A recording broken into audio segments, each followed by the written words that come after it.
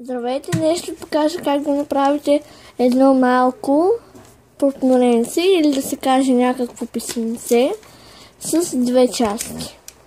Ето, така. Ще ви трябва само един обикновен лист. Първо ще го гънете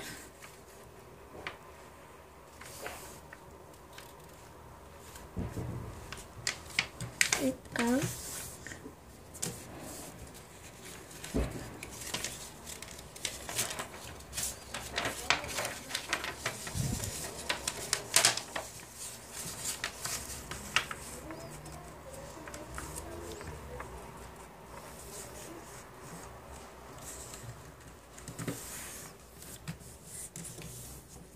Ето така.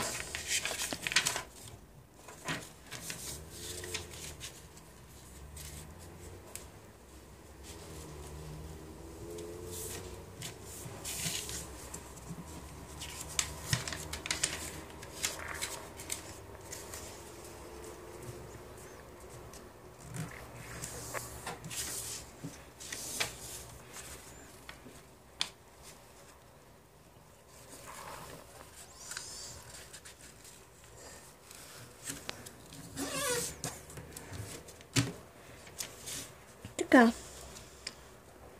После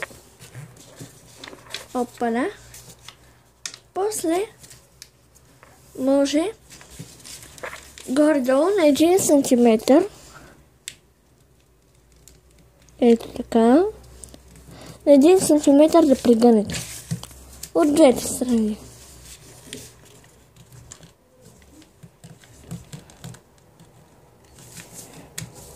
Ето така. После трябва да прегънете до чертата.